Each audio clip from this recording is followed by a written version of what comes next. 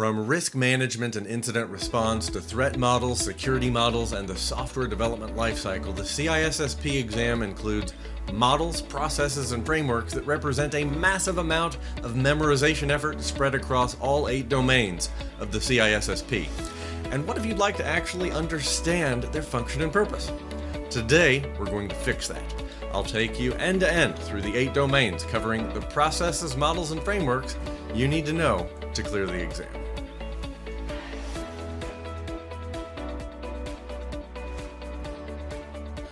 So coverage of security models, processes, and frameworks scattered throughout the 8 domains of the CISSP is one of the most requested topics we've had for the Exam Cram series. So just a couple of minutes of housekeeping before we dig into the meat of this session. So in terms of lessons in this series, we have 8 core lessons mapping 1 per domain, but we also have now about half a dozen shorter supplemental lessons, of which this is one. There are a couple that I want to point to you here because they're fairly important, I think, in giving you a leg up in preparing for the exam and in your success on exam day. So one of those is hacking your exam prep, which is my process that I use to prepare and pass the CISSP exam pretty quickly.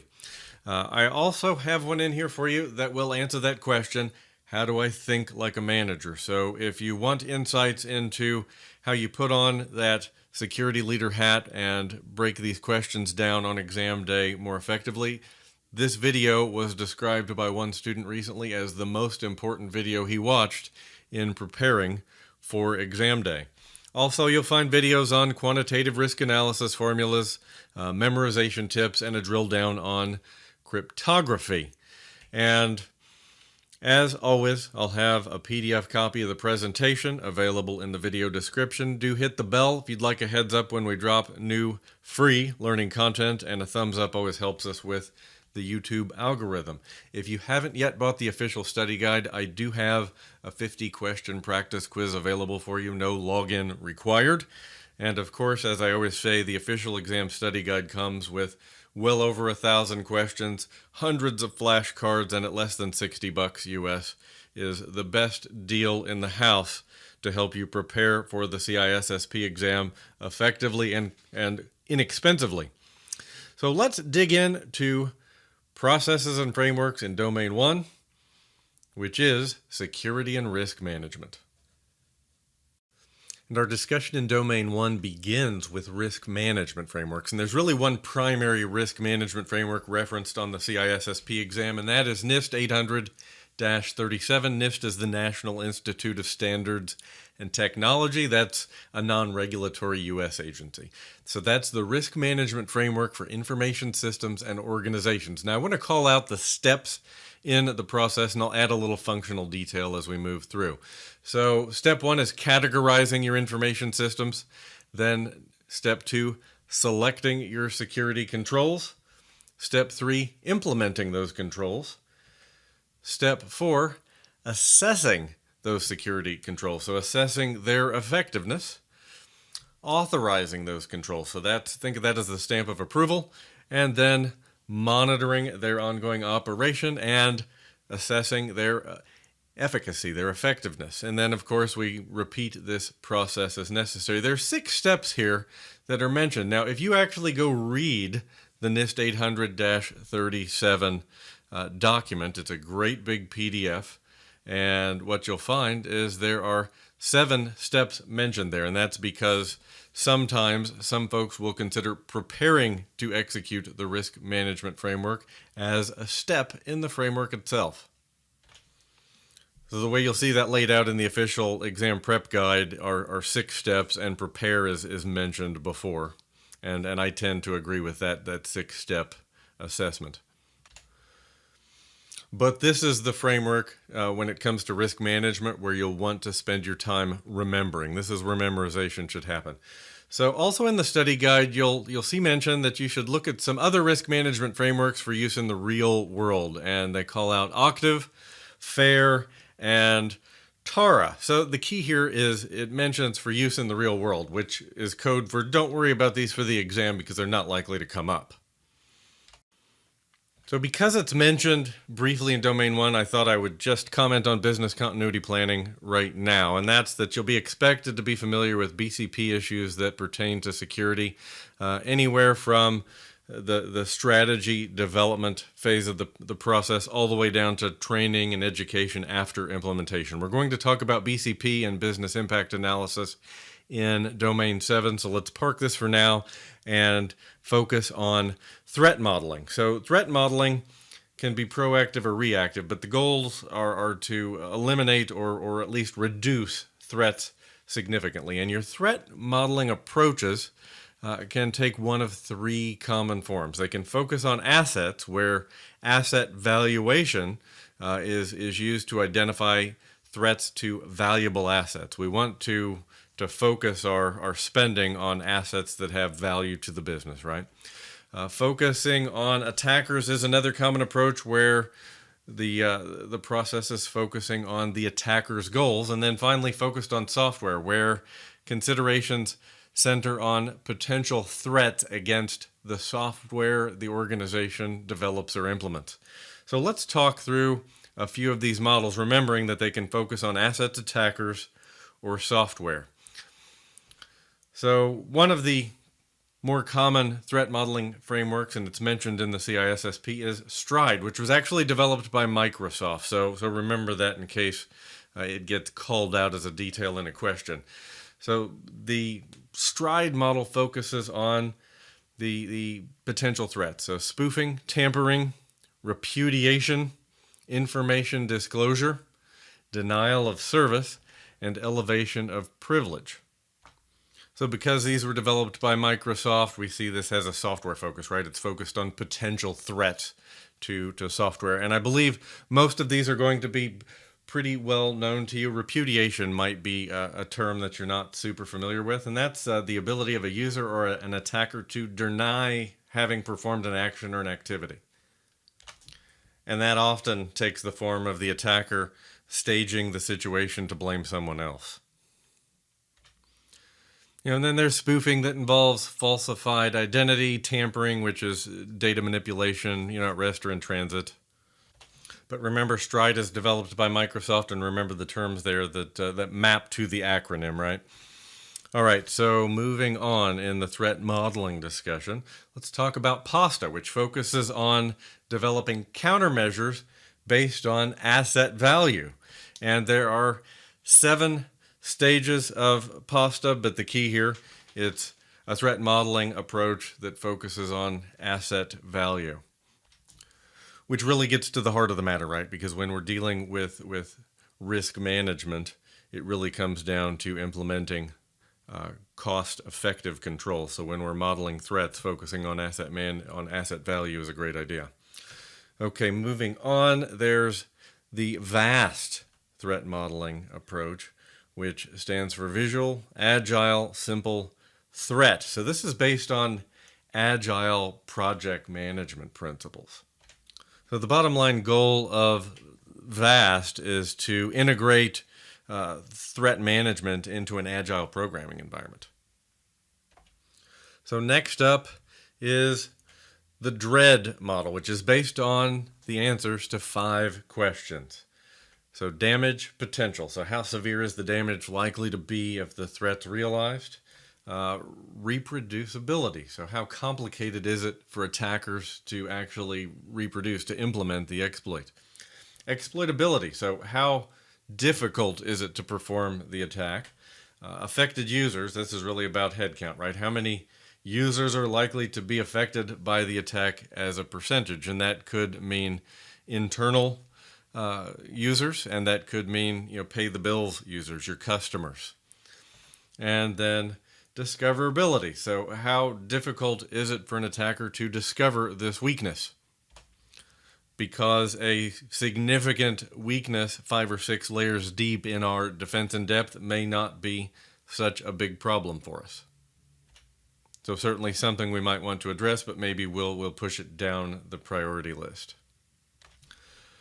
So rounding out our threat modeling discussion is the TRIKE model, which focuses on acceptable risk. It's an open source threat modeling process that implements a requirements model that essentially ensures the assigned level of risk for each asset is acceptable to stakeholders. So remembering that Trike is risk focused and it implements a requirements model should cover you if it comes up on the exam. And to round out Domain 1, I want to talk to you about COBIT, which stands for Control Objectives for Information and Related Technology. It's not a great mapping to the COBIT acronym, frankly. And this is a security control framework, sometimes described as a framework for IT management and governance. It's based on 5 principles. So meeting stakeholder needs, covering the enterprise end-to-end, so treating our enterprise as the full scope of our focus, applying a single integrated framework, so continuity of a centralized coordinated approach, enabling a holistic approach, and separating governance from management.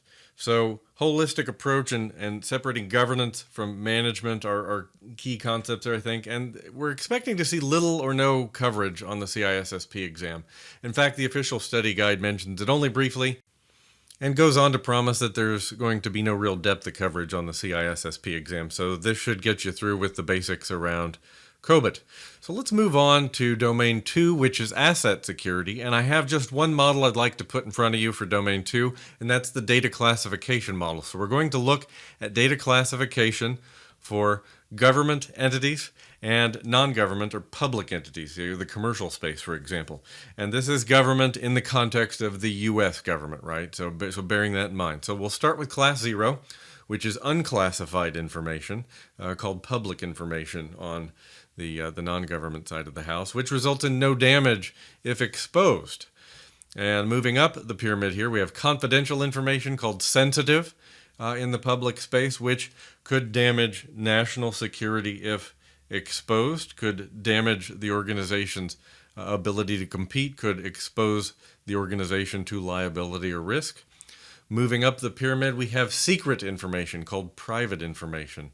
On the public side, this could do serious damage to national security. When I think of private information on the public side of the house, I think financial data, for example.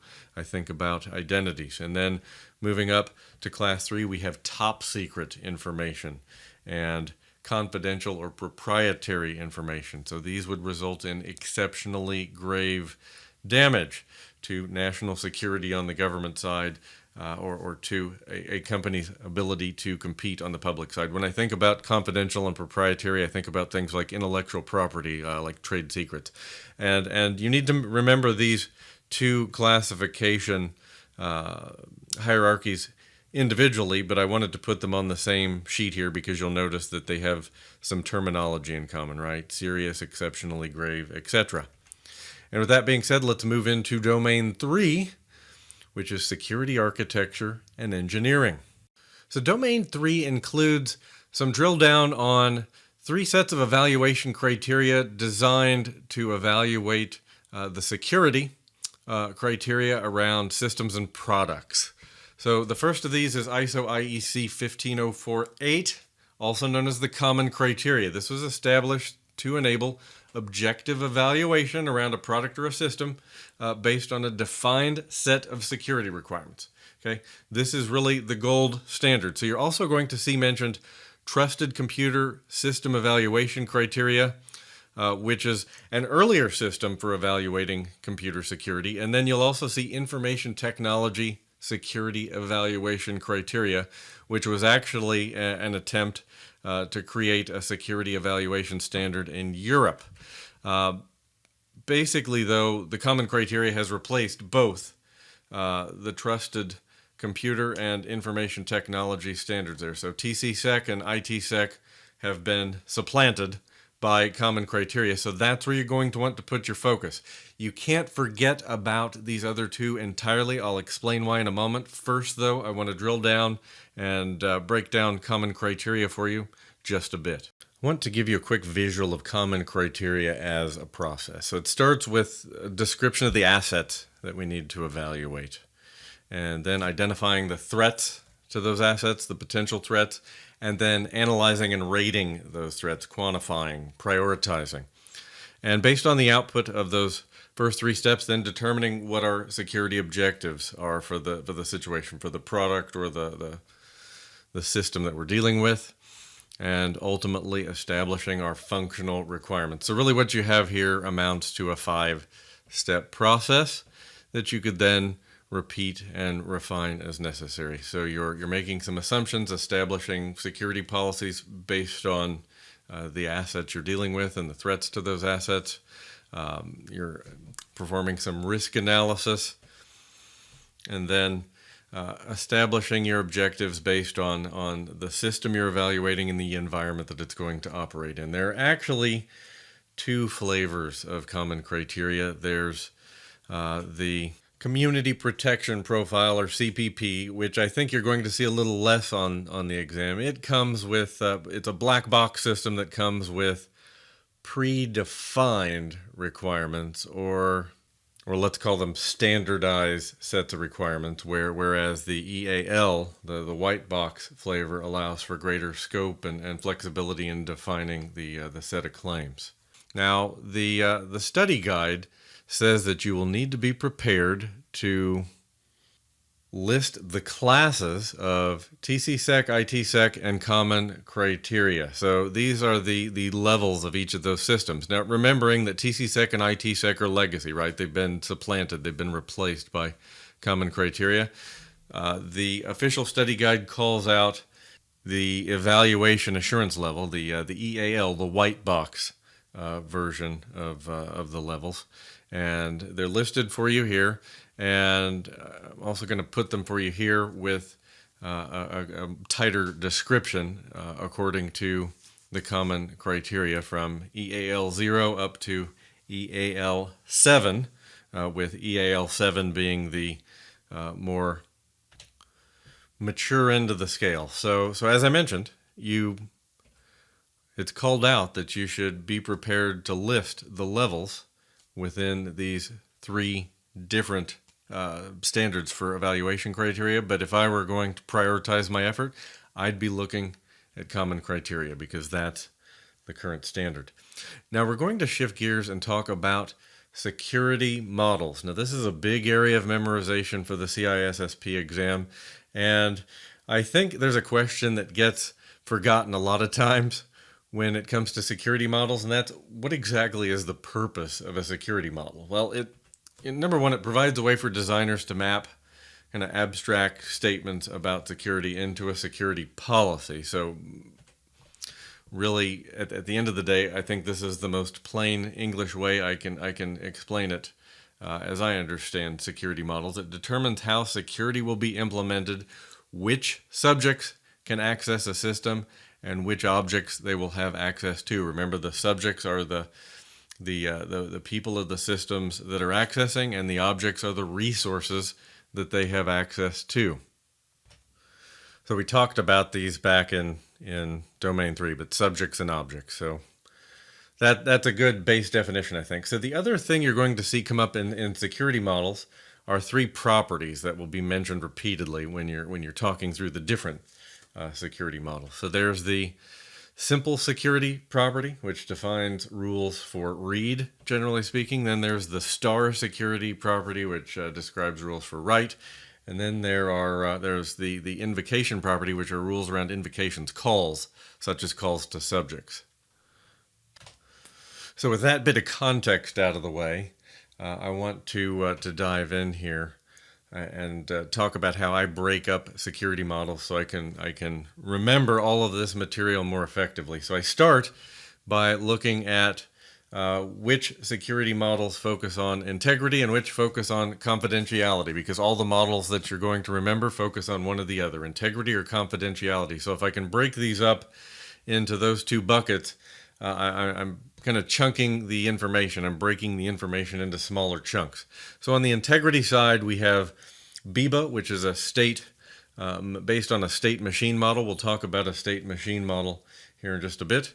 Clark-Wilson, which features something called an access control triple. So what I'm giving you here in these descriptions as well are the most unique characteristics of that security model. that might pop up in a question. So giving you something that you can, an anchor you can use to readily identify these models. There's Gokun Mesegur, which is the non-interference model, and Sutherland, which is also focused on preventing interference. And it's also based on the state machine model and the information flow model. We're going to talk about information flow model and state machine model in just a moment. Now, on the confidentiality side of the house, we have Bell LaPadula, which features no read up, no write down. And I call that out because no read up, no write down, that's the simple property and the star property, right? It's the opposite of most of the others. Most of the others are going to be no read down, no write up, particularly on the integrity side. Brewer and Nash, also known as the Chinese wall. So the Brewer and Nash model was actually developed by two people named conveniently Brewer and Nash, but the Chinese wall is the one of the identifying terms you'll hear associated with that. And then the take-grant model, which employs a directed graph. Basically, that graph dictates how rights can be passed from one subject to another or from a subject to an object. But about Bell LaPadula, another identifying characteristic here is Bell LaPadula is used by the government, that's DoD, where most of the rest of these are going to be commercial. But essentially, what I started with here, is chunking, right? So we're breaking these out into integrity models and confidentiality models, because that may actually come up on an exam question. You may, if you see a question that mentions confidentiality models, if you know which fall into each bucket, it's going to make filtering down to the right answer that much easier.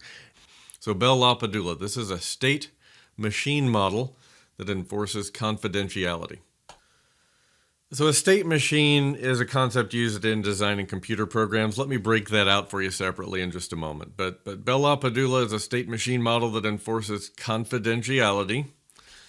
It uses mandatory access control to enforce the DoD multi-level security policy. So think government when Bell LaPadula comes up. So the simple security property, it means a subject cannot read data at a higher level of classification. That is no read up. So think about secret classifications in the government all the way up to top secret.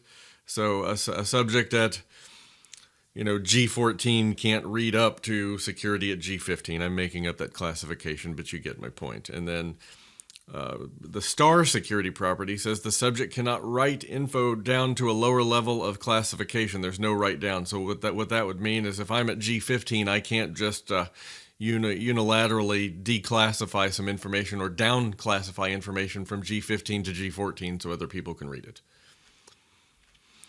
So here's how I remember this. I use a PicMonic, which is a memory device using a picture. So Bell LaPadula, so that gives me an obvious picture in my mind, right? A bell. And so I know that this algorithm is no read up, no write down. So I think read up going up one side of the bell and no write down going down the other. And there's an acronym here. So I like to try to take that no read up, no write down and turn that into an acronym. So no running under nets with dingo. So you'll hear some of this over in my memory devices video around CISSP because the security models and the algorithms that are in Domain 3 here are really tough for people to memorize. Excuse me. And they tend to be very common topics on the exam, so they're things you definitely need to remember. But like I say, because Bell LaPadula is unique from all the others in a couple of ways, I try to use this as my anchor to help remember everything else more easily. So moving on, the BIBA model. This is another lattice-based model, so lattice-based access control, focusing on interaction between subjects and objects. And this is an integrity-based model. It enforces integrity. So the simple integrity property ensures a subject at one level is not permitted to read an object of lower integrity, no read down. And the star integrity property is an object at one level of integrity is not allowed to write to an object of higher integrity, so no write up. And there's an invocation property here. It prohibits a subject at one level of integrity from invoking a subject at a higher level of integrity. So I mentioned simple and star property. The simple property is always the read property. The star property is always the write property in these security models. So another one likely to come up, Clark-Wilson. So this is another lattice-based model developed to address integrity. So both integrity models, both commercially used. So simple integrity, again, no read down. Star integrity, no write up. So remember, these are the opposite of the Bell-LaPadula. They're commercial and they're no read down, no write up. Now Clark-Wilson, I mentioned, features the access control triple, and that's a definite distinction. And now you're asking, what the heck is an access control triple? So the access control triple is composed of a user, a procedure, or a transformational procedure they call it, and a constrained data item. It was basically designed to protect integrity and prevent fraud, and basically ensuring that authorized users can't change data in an inappropriate way. All right, so the take grant model, another one I mentioned. So take grant is another confidentiality-based model that supports 4 basic operations: take, grant, create, and revoke. Brewer and Nash, also called the Chinese wall model, was developed to prevent conflict of interest problems. It's another confidentiality-based. The Graham-Denning model. This model uses a formal set of protection rules for which each object has an owner and a controller. And it's focused on secure creation and deletion of both subjects and objects. And it has Graham-Denning has a collection of 8 primary protection rules that define the boundaries of certain secure actions. It's actually worth remembering those because they're easy to remember. You can securely create or delete a subject or an object, and you can securely provide the read, grant, delete, and transfer access rights. So these are the 8 rules of Graham-Denning. Worth committing those to memory as well, I should think. And there are 2 topics I want to touch on related to security models before we leave Module 3. And the first of those is the state machine model, which I said those security models that we talked about a minute ago are based on. So a state machine model describes a system that's always secure no matter what state it's in. So it's based on the computer science definition of a finite state machine.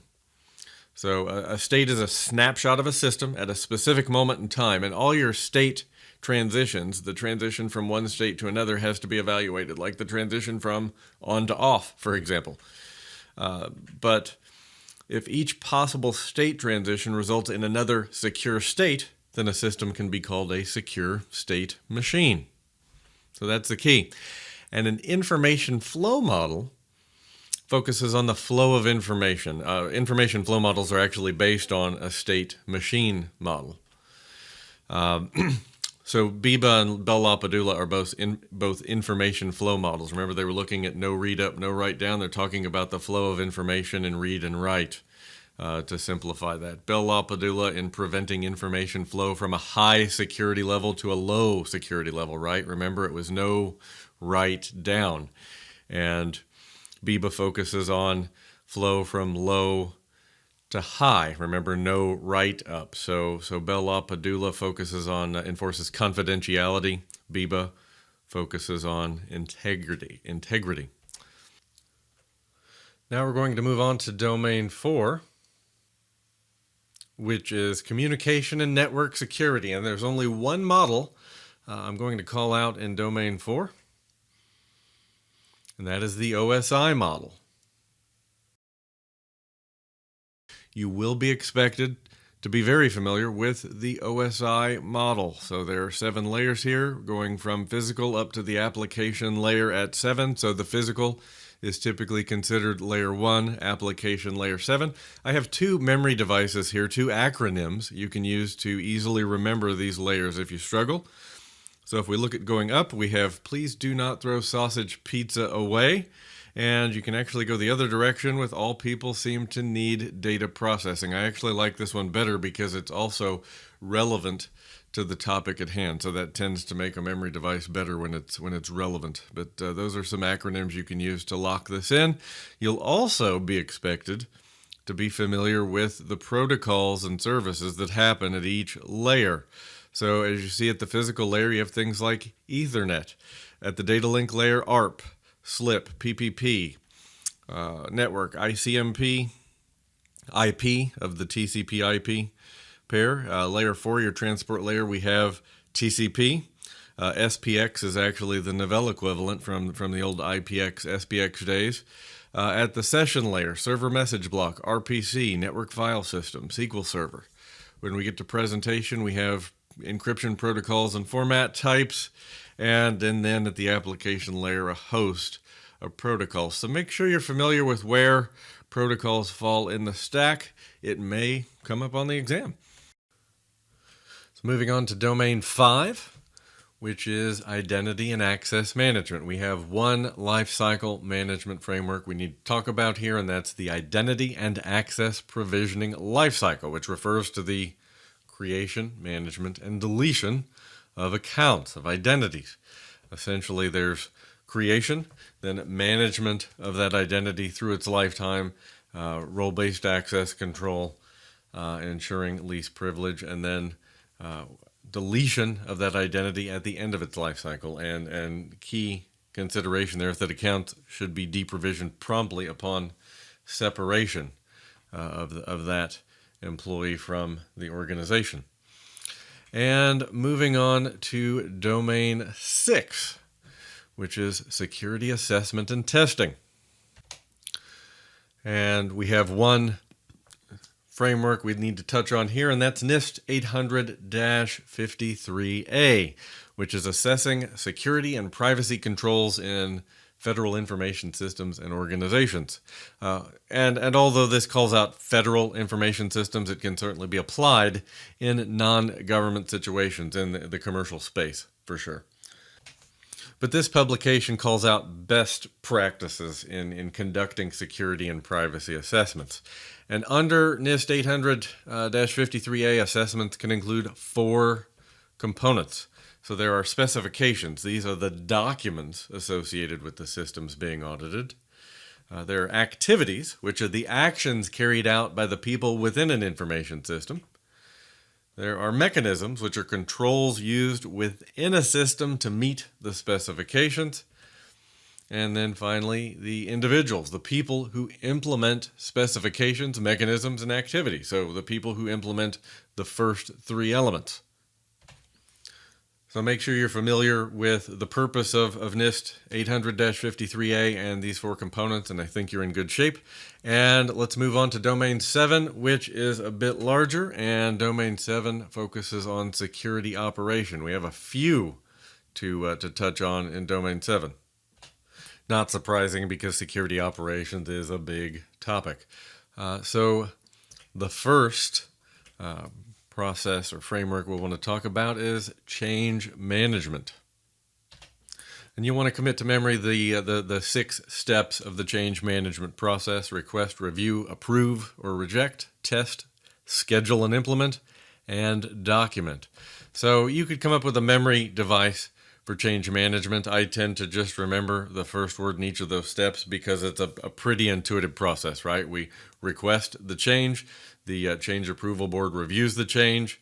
The board will approve or reject the change. Then we will test it. Then we will schedule and implement. And then we will document the result. So it's a pretty intuitive process. I'm not sure you really need a memory device for this one. Next up is the information lifecycle. So information starts with creation, of course. And information can be created by users, like a user creates a file. Information can be created by systems, like a system logs access. Right after creation, we have classification, and to ensure it's handled properly, it's important to ensure data is classified as soon as possible. Then we have storage, and data should be protected by adequate security controls based on its classification. Of course, in any case, that's going to include basics like encryption, right? So for example, on a Windows or a Linux workstation, our data drives are always encrypted right out of the gate. Then we have usage, which refers to any time data is in use or in transit over a network. Then comes archival, which is sometimes needed to comply with laws or regulations requiring data retention. And then the last step in the information lifecycle is destruction. And when data is no longer needed, it should be destroyed in such a way that it is not readable, it is not recoverable. Information that hangs around longer than it is required creates risk and potential liability for the organization. So destruction in a timely fashion and in an appropriately complete fashion is very important.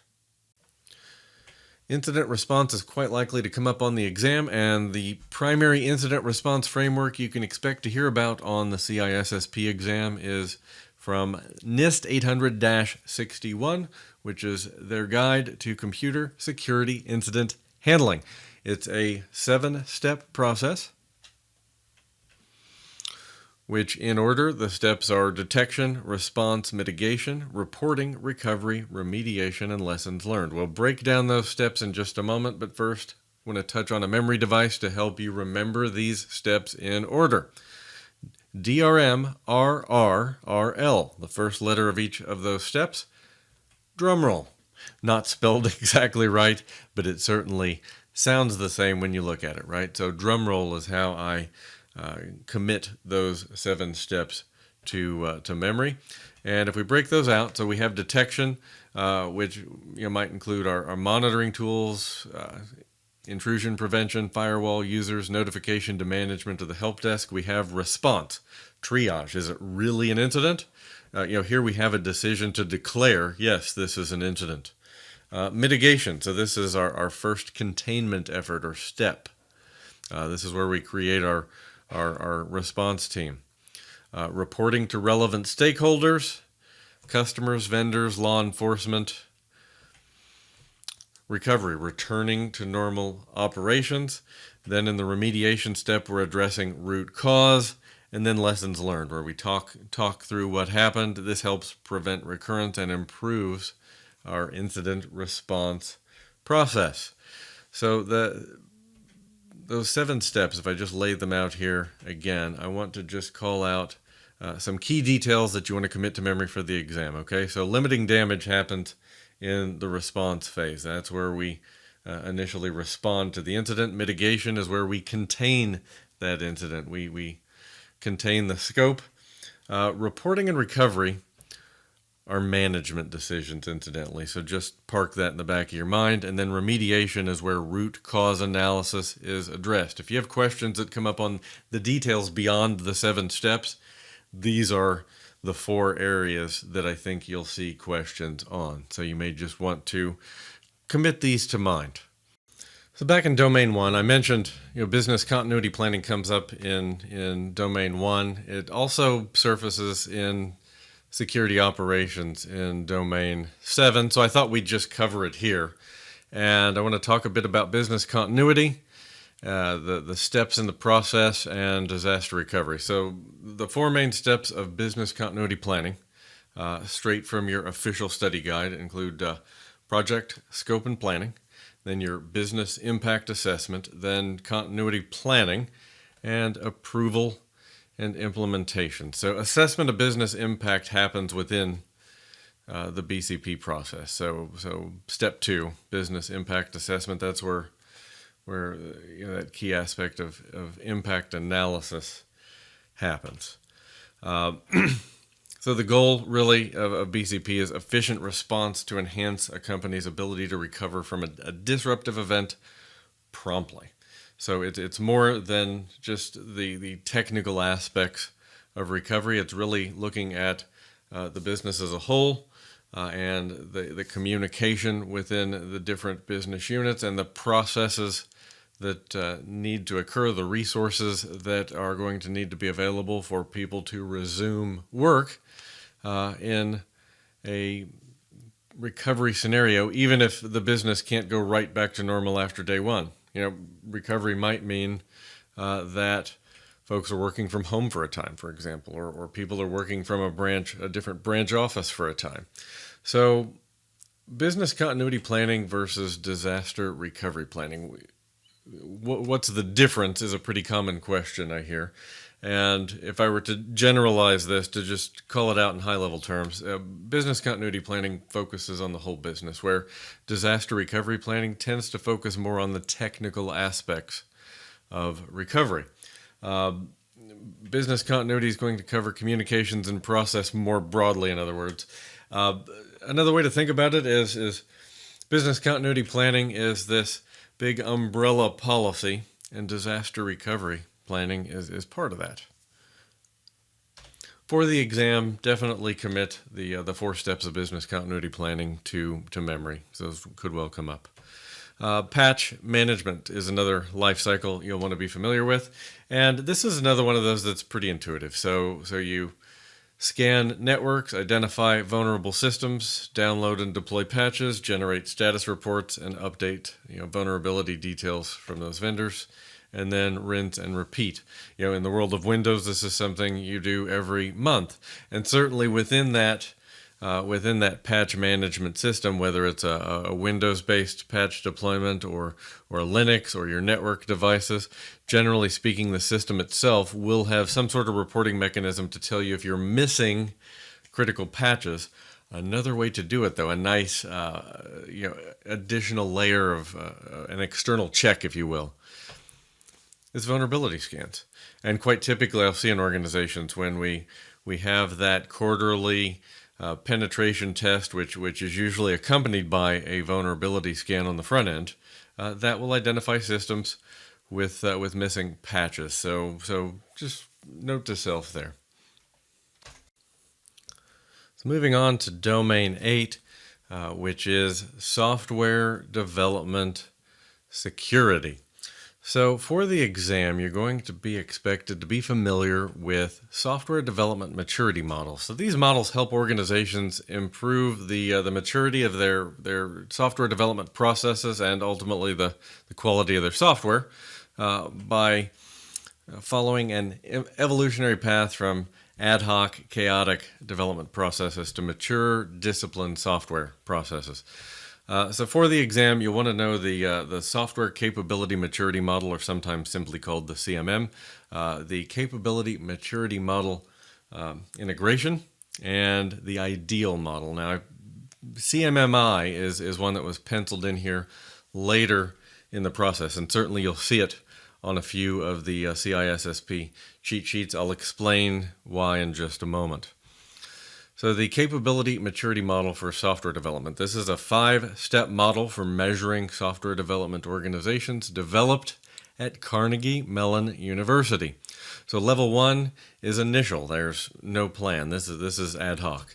Level 2 is repeatable, where there's basic life cycle management. So the next round of development can look and end up with a result similar to the first round. That basic life cycle management where we can repeat a process. Level 3 is defined. So in this stage, processes are formalized and documented. Level 4 is managed. This is where quantitative measures come into play. So measurable results reported back to the organization to gain an understanding of where we are and how we can improve. And level 5 is optimizing, which incorporates continuous development processes with feedback loops. So this is really continuous improvement. I think of continuous integration and continuous deployment as existing in this level of maturity.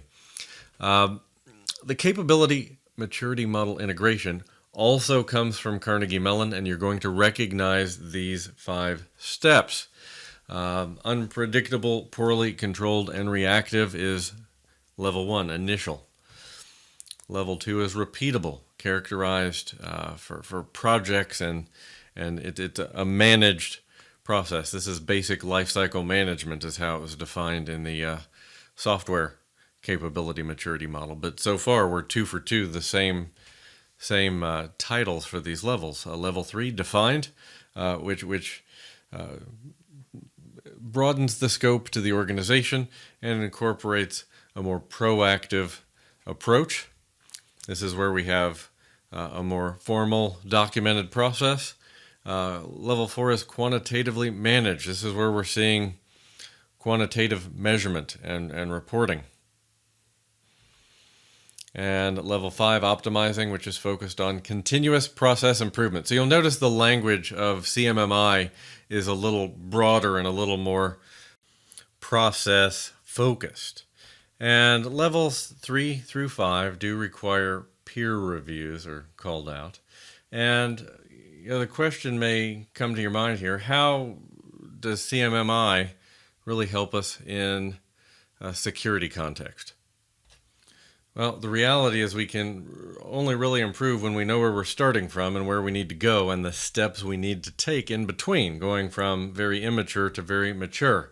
And that's how the security industry uses the CMMI model. They start at level 1, and security is very basic and chaotic in nature, and processes aren't predictable. And as the security team is reactive to issues that arise, they're not proactive. So the model basically can work for a security team in a software context to mature their processes in supporting and securing the software development organization.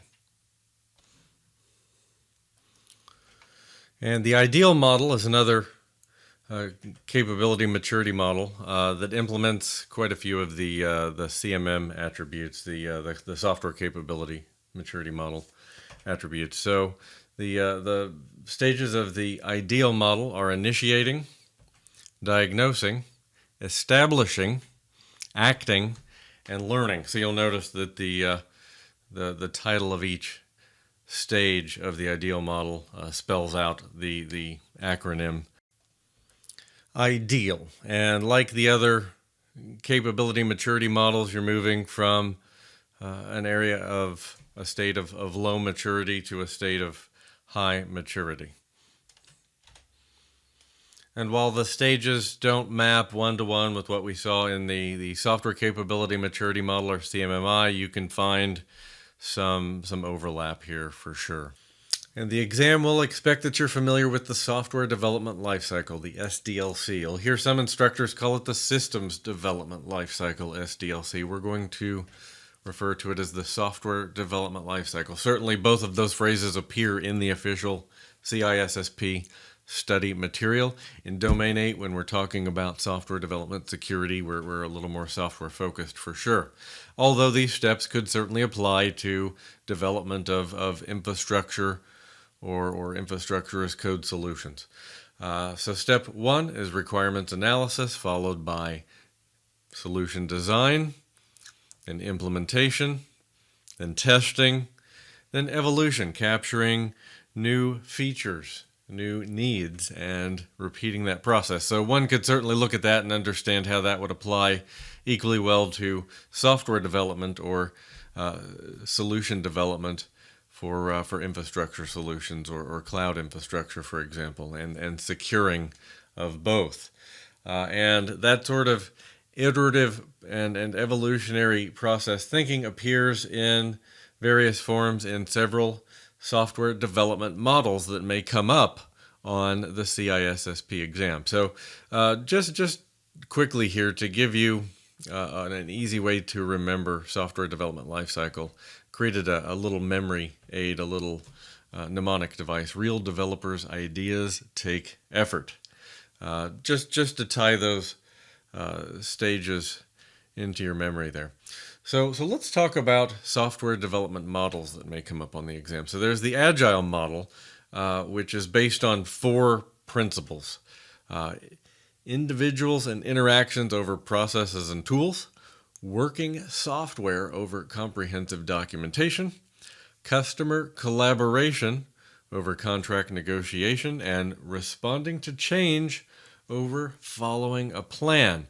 So the Agile model is exactly that. It's agile. It's also very iterative, and the focus is on iterative improvements and taking that collaboration with the customer in the form of feedback, responding to change, in the wake of changing customer needs, or sometimes, honestly, when a customer uses software, they gain new perspective that tells them what they really need versus what they thought they needed. And Agile really helps a development organization to be responsive in all of those circumstances.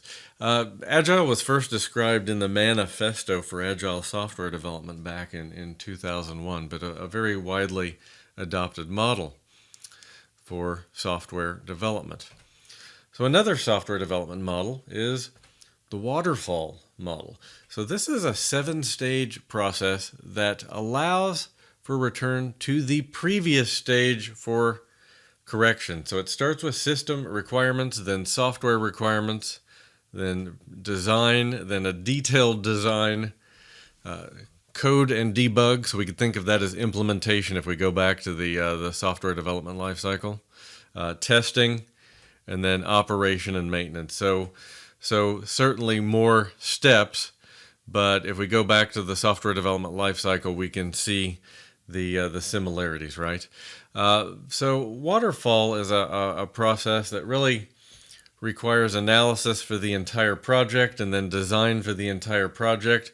It's been criticized pretty widely. Waterfall's not used nearly as much as it used to be. It was criticized because it lacks feedback loops, and changes become more difficult and costly in part because we're going all the way through those processes. So to go back and if we have customer input that requires a change, we may have to go all the way back to preliminary design, and depending on where we pick up that customer feedback, we may be further down the waterfall model process than we're allowed to go back, because you can only go back, you can only return one step in this process. And finally, we have the spiral model, which is a lifecycle model that allows for multiple iterations of a waterfall-style process, effectively known as a meta model or a model of models. And each loop in the spiral results in development of a new system prototype. There's a word that comes to mind that I mentioned back in Agile, and it starts with an I. Let's see if you can guess what it is.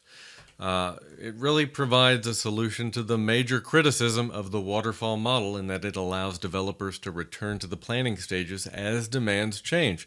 So when the customer has that great realization late in the process, the development team can easily circle back and iterate in the next spiral. So the spiral model is, in a word, iterative.